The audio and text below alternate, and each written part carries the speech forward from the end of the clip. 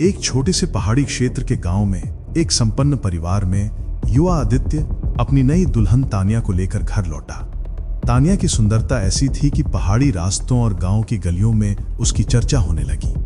उसका चेहरा चांद सा, आंखें हिरनी सी और मुस्कान ऐसी कि हर दिल को छू ले।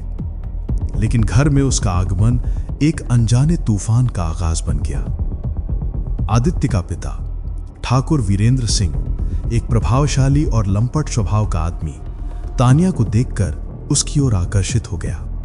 उसकी आंखों में वासना की चमक साफ दिखती थी जब वो तानिया को घर के कामों में सहायता के बहाने पास बुलाता। दूसरी ओर करण, आदित्य का बड़ा भाई, जो अपनी पत्नी से असंतुष्ट था, तानिया के साथ अकेले में बात करने के मौके तलाशने लगा।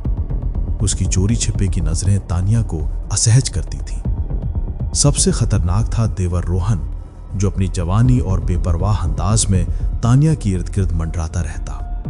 पहाड़ी हवाओं में उसकी हंसी जैसे कहीं गूंजती और रात के अंधेरे में वो तानिया के कमरे के पास चुपके से नजरें डालता, जैसे शिकारी अपने शिकार का पीछा कर रहा हो। धीरे धीरे तानिया को इस घर के पुरुषों की असली नीयत का एहसास होने लगा। हर रात वो डर के साए में जीने लगी, हर कदम पर सावधान रहने लगी।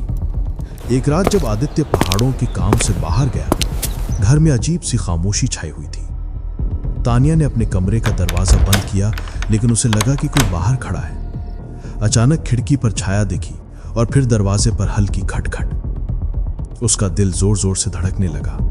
तानिया ने कांपते हाथों से दिया उठाया और धीरे धीरे दरवाजे की ओर बढ़ी। तभी खिड़की के बाहर एक भारी आवाज गूंजी, तानिया, दरवाजा खोलो। यह आवाज ठाकुर वीरेंद्र सिंह की थी। तानिया ने डरते हुए कहा, बाबूजी, आप मेरे पिता समान हैं, कृपया वापस जाइए। लेकिन ठाकुर वीरेंद्र सिंह की मुस्कान डरावनी थी। तानिया, इस घर में तेरी सुंदरता को छुपाने के लिए कोई दीवार पर्याप्त नहीं। तभी पीछे से कदमों की आहट हुई। करण था। उसने कहा, बाबूजी, हम सब जानते हैं कि भाभी कितनी सुंदर है, क्यों ना सच का सामना किया जाए। तानिया का खून जम गया। तभी रोहन भी आ गया। उसकी आंखें अंधेरे में चमक रही थीं। भागी, आज कोई रोकने वाला नहीं, आदित्य तो गांव से बाहर है।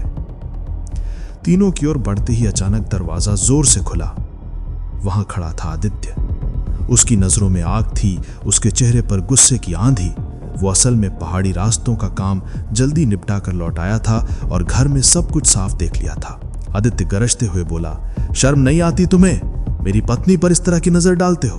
पिता होकर बेटी सी बहू पर, भाई होकर भाई की इज्जत से खेलते हो और देवर होकर आग में घी डालते हो। तीनों के चेहरे सफेद पड़ गए। तानिया रोते हुए आदित्य के पीछे खड़ी हो गई। तब आदित्य ने उसी रात पंचायत बुलाई। पहाड़ी हवा में गांव के बुजुर्गों के सामने सारा सच रखा गया। ठाकुर वीरेंद्र सिंह, करण और रोहन की हरकत पर कड़ी निंदा हुई। ठाकुर वीरेंद्र सिंह की साख धूल में मिल गई। आदित्य ने ऐलान किया कि जिस घर में मेरी पत्नी सुरक्षित नहीं, उस घर में रहना पाप है। तब तानिया ने पहली बार पूरे विश्वास के साथ आदित्य की बाहों में सिर रखा। पहाड़ी हवा में उनका प्यार और साहस दोनों मजबूत हो गए।